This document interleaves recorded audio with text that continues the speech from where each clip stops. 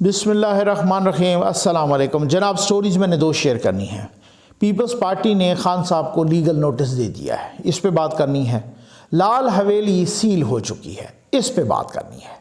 شیخ رشید صاحب کی رہائش گاہ یا جس کو آپ سیاسی ہیڈ کوارٹر کہتے ہیں وہ سیل ہو چکی ہے، اس پر بات کرنی ہے۔ اچھا، لیکن سب سے پہلے بات کرنی ہے کہ یہ نمبر ڈسپلے ہو رہا ہے، آپ دکھی انسانیت کی خدمت میں کس طرح سے شامل ہو سکتے ہیں، اس پر رابطہ کیجیے۔ اور جناب، لال حویلی سیل ہو چکی ہے۔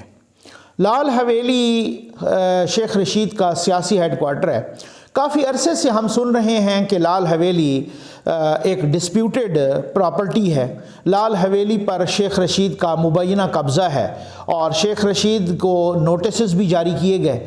جب حمزہ شہباز صاحب بنے وزیر اعلیٰ اس وقت بھی ان کو نوٹسز جاری کیے گئے تھے متروکہ وقف املاک کی جانب سے، اور کہا جا رہا ہے کہ یہ وہ متروکہ وقف املاک کی یہ پراپرٹی ہے اور شیخ صاحب نے قبضہ کر رکھا ہے۔ اچھا، پہلے تو میں خیر یہ کہوں گا کہ شیخ صاحب، میں یہ نہیں کہہ رہا کہ وہ غلط کہہ رہے ہیں، شیخ صاحب نے قبضہ لال حویلی پہ بہت پرانا کر رکھا ہے۔ تو اس کا مطلب یہ ہے کہ ہمارے ادارے، ہماری ریاست، ہماری حکومتیں اس وقت سو رہی ہوتی ہیں کہ جب یہ شیخ صاحب بہت پرانا ان کا لال حویلی پہ قبضہ ہے، اور یہ جب مسلم لیگ نون کے ساتھ تھے یا پھر جب پرویز مشرف کے ساتھ تھے یا اس کے بعد، تو ان سے کیوں نہیں لال حویلی کا قبضہ چھڑوایا گیا؟ آپ برائی کو جڑ سے کیوں نہیں ختم کرتے؟ جب وہ تناور درخت بن چکا ہوتا ہے اس وقت آپ کو کیوں ہوش آتی ہے؟ آپ کراچی میں دیکھیں تو وہاں پر کٹنگ قبرستانوں پہ بھی لوگوں نے قبضہ کیا ہوا تھا، اور اس کے بعد جب ہوش آیا پھر اس کے بعد جناب وہ کوئی چائنا کٹنگ کا نام، تو کوئی کس کٹنگ کا نام، تو کوئی کہاں پہ سرکاری زمینوں پہ قبضہ، اس وقت جب وہ قبضہ کر رہے تھے اس وقت ادارے کیوں سو رہے تھے؟ بعد میں کوئی ٹاور گرا رہا ہے تو کبھی کوئی، ان مکینوں کا کیا قصور ہے کہ جنہوں نے پائی جمع کر کے اپنا مکان بنایا یا اپنا فلیٹ یا اپارٹمنٹ خریدا اور اس کے بعد آپ نے اس کو تہس نہس کر کے رکھ دیا۔ جب وہ بندہ بنا رہا تھا، جب وہ بندہ دوسروں سے پیسے لے رہا تھا، اس وقت ادارے کہاں سوئے ہوئے تھے؟ اس وقت ادارے کا کدھر؟ وہ وہی والی بات ہے، ستو پی کے سوئے ہوئے تھے۔ اس وقت ادارے کہاں تھے؟ ان اداروں کے لوگوں کو میں کہتا ہوں کہ قانون اور آئین کے مطابق الٹا لٹکانا چاہیے۔ یہ شیخ رشید کی، وہ میں سن رہا تھا کچھ روز پہلے شیخ رشید کا بیان، وہ کہہ رہے تھے کہ پولیس اور ایف آئی اے آئی تو ہم مقابلہ کریں گے، اور اگر ایف سی اور رینجر آئے تو ہم حویلی خالی کر دیں گے۔ بھائی صاحب، جب حویلی آپ کی ہی ہے تو پھر یہ کیا بات ہوئی کہ پولیس اور ایف آئی اے آئے تو آپ مقابلہ کریں گے ڈٹ کے، اور آگے سے جواب دیا جائے گا؟ کیوں آپ کوئی طالبان ہیں؟ آپ کو ٹی ٹی پی ہیں؟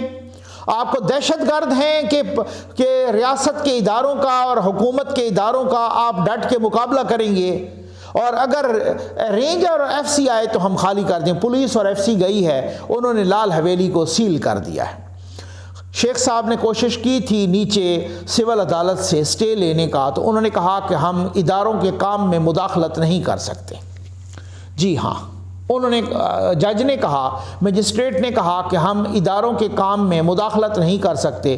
جو کنسرنڈ ادارہ ہے، جس طریقے سے، ہاں آپ کو ان کو نوٹسز جاری کر دیے کہ یہ کیا ہے، اور فردر بھی آج سے لال حویلی سیل ہو گئی ہے، اور پولیس بھی گئی، متروکہ وقف املاک کے لوگ بھی گئے، غالباً ایف آئی اے والے بھی گئے، ایف سی بھی گئی، انہوں نے شیخ رشید کی لال حویلی سیل کر دی۔ ٹھیک ہے، لال حویلی کا سیل کرنا شیخ رشید نے ہائی کورٹ میں چیلنج کر دیا ہے۔ ان کا رائٹ ہے کہ وہ ہائی کورٹ میں چیلنج کریں، ان کا رائٹ ہے وہاں پر ثبوت دیں کہ یہ میری ہے۔ وہاں پر ان کو ثبوت پہلے دینے چاہیے تھے اگر ان کے پاس کوئی ثبوت ہیں کہ یہ میری ہے۔ ابھی تک تو ان کو بہت سارے لوگ بچا رہے تھے۔ تو مطلب کہنے کا یہ ہے کہ جب سے شیخ رشید عمران خان کے بقول شیدہ ٹلی کا گیٹ نمبر 4 سے ڈسکنیکشن ہوئی ہے، ان کا رابطہ ڈسکنیکٹ ہوا ہے، تب سے ان کا کوئی پرسان حال نہیں ہے، اور وہ رابطہ جب سے ان کا کنٹرول ٹاور سے ڈسکنیکٹ ہوا ہے، اب لال حویلی بھی سیل ہوگی، اب بہت سارے کرتوت اور بھی سامنے آئیں گے، اب وہ رنگ روڈ میں ان کا نام تھا وہ بھی سامنے آئیں گے، اب یہاں پر جو اور پراپرٹیز بنائی ہیں وہ بھی سامنے آئیں گی۔ تو اس کا کیا مطلب ہے؟ میں یہی حیران ہوں، میں نے آپ کو کچھ عرصہ پہلے ایک ویڈیو میں بتایا تھا، یہ جنرل باجوہ کی ریٹائرمنٹ کے بعد یہاں پر علی امین گنڈاپور نے ایک اسی طرح کی ٹویٹ کی تھی۔ ان کا خیال تھا کہ اب وہ ریٹائر ہو گئے ہیں تو اب میں بھی جاتے جاتے سانپ کی لکیر کو پیٹ کر عمران خان کو خوش کر لوں کہ جی دیکھو جی میں نے بھی جنرل باجوہ کو گالیاں دی ہیں۔ اگلوں نے اٹھا کے نیب کا نوٹس بھی بھیج دیا کہ لو جی آپ نے جو بنایا اور جس طریقے سے لوٹا ہے، اور آپ کے بھائی نے اور آپ کی بیوی نے اور آپ کی والدہ نے اور آپ کی بہنوں نے اور بھائیوں نے اور باقی لوگوں نے، تو اب آئے حاضر ہوں ذرا۔ اور ساتھ ہی وہ اسرار اللہ گنڈاپور کا کیس بھی دوبارہ زندہ ہو گیا ہے، وہ ایف آئی آر بھی، قتل کی ایف آئی آر ان پر وہ بھی، اور 164 کا بیان بھی ہوا ہے ان کے بھائی کا، وہاں پر جو اسرار اللہ گنڈاپور صاحب کے بھائی ہیں۔ تو اب اس کے بعد جو ہے نا، اب ان کے خلاف بھی گھیرا تنگ ہو رہا ہے۔ تو اس کا مطلب یہ ہے کہ جب تک آپ کنٹرول ٹاور یا پاورفل حلقوں کے منظور نظر ہوتے ہیں تو اس وقت یہ خامیاں کیوں نہیں نظر آتی؟ یہ کوئی بھی ہو، میں صرف شیخ رشید کی بات نہیں کر رہا، میں صرف اور صرف علی امین گنڈاپور کی یا عمران خان کی بات نہیں کر رہا، میں کسی کی کوئی بھی بندہ ہو، وہ اداروں کو اپنا کام اسی طریقے سے کرنا چاہیے، اداروں پر کسی کو اثر انداز نہیں ہونا چاہیے، یہ ان کو ہونا۔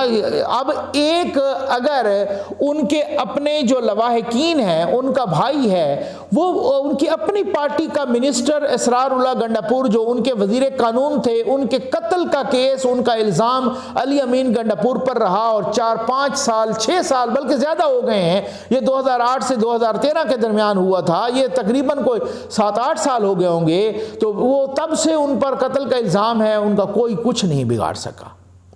جس کو کلاچی کے علاقے میں جس خاتون کو ننگا کر کے، آپ یہ گوگل کر لیں، میں نے اس پہ ویڈیو بھی کی تھی اور لوگوں نے بھی کی تھی، میڈیا میں بہت آیا تھا، جس کو خاتون کو ننگا کر کے گھمایا گیا تھا پورے علاقے میں، اس پر بھی الزام علی امین کی سہولت کاری کا الزام لگا تھا اس واقعے پر بھی، تو تب بھی کہ وہ ان کے خلاف ایف آئی آر نہیں کٹنے دیتے۔ تو اب اس طرح کی صورتحال جب ہو تو وہ اگر وزیر ہے، اسی علی امین کو ڈبے اٹھا کے بھاگتے ہوئے دکھایا گیا تھا، گرفتاری نہیں دیتا تھا، بہت مشکل سے مجھے یاد ہے ڈی پی او نے اس کی گرفتاری کی تھی اور پھر فوری طور پہ یہ رہا بھی ہو گئے تھے صاحب۔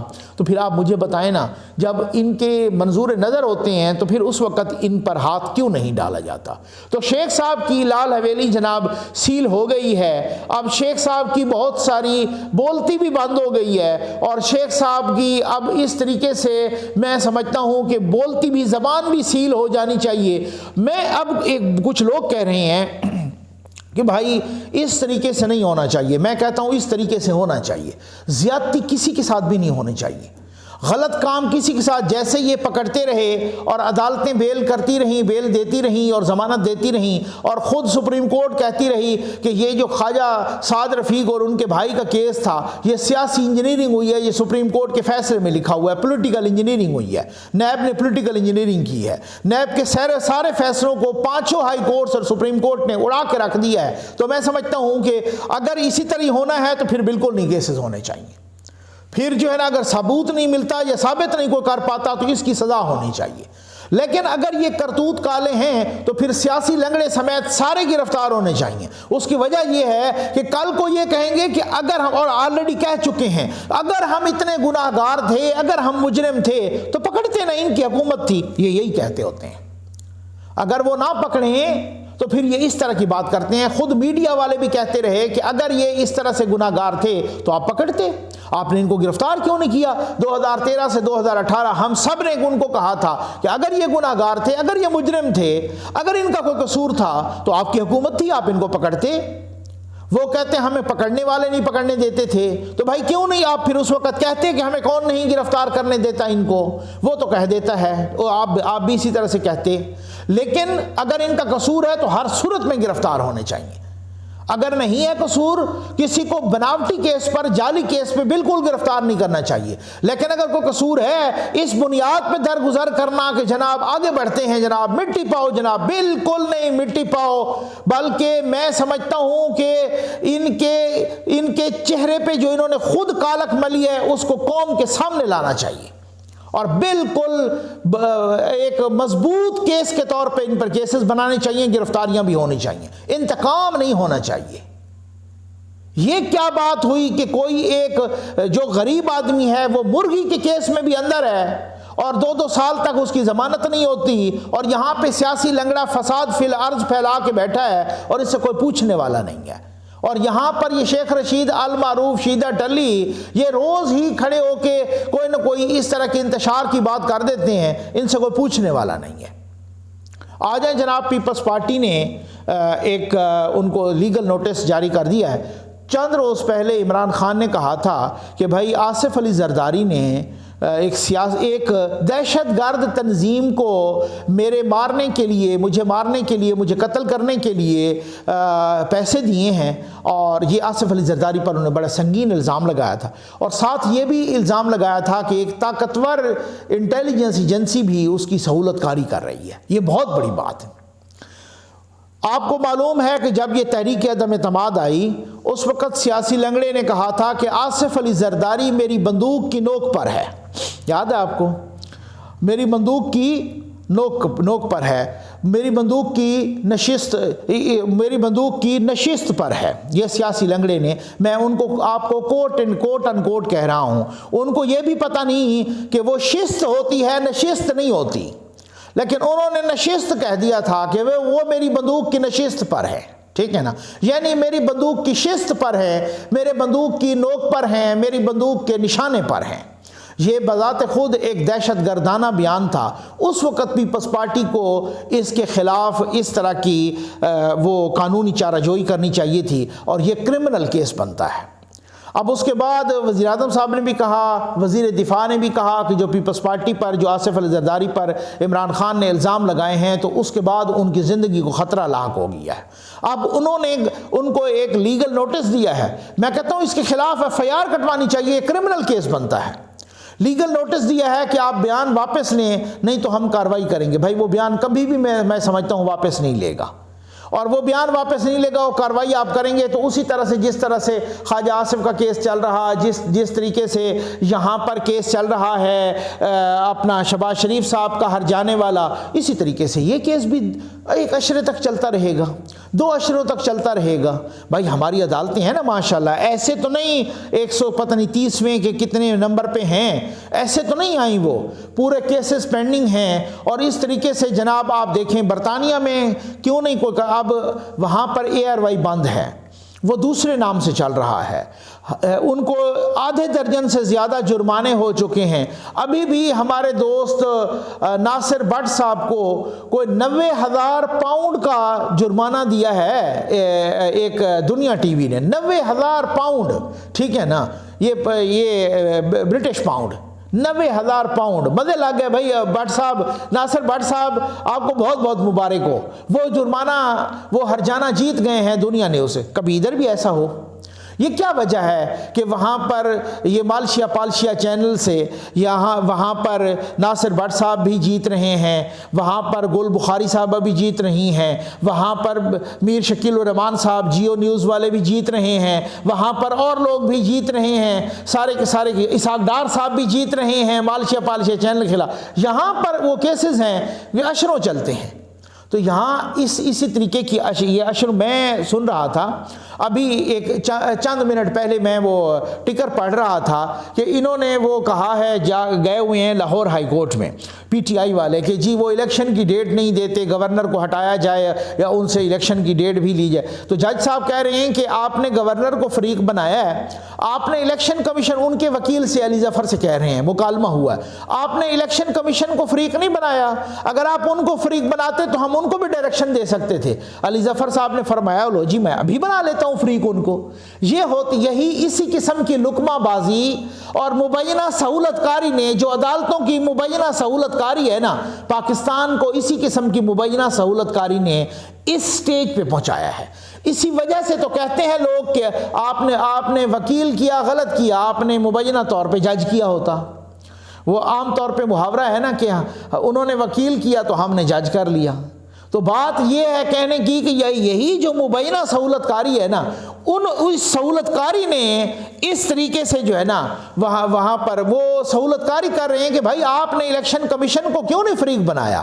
علی ظفر نے کہا ہے، جناب علی ظفر بہت بڑے وکیل ہیں، ان کو پہلے خیال نہیں آیا، جج صاحب نے لقمہ دیا کہ آپ ان کو بھی فریق بنائیں تاکہ ہم ان کو بھی ڈائریکشن دیں۔ تو یہ حالات ہیں، یہ اب آپ اندازہ کیجیے۔ امید ہے آپ کو ویڈیو پسند آئی ہوگی۔ آپ کا بہت بہت شکریہ۔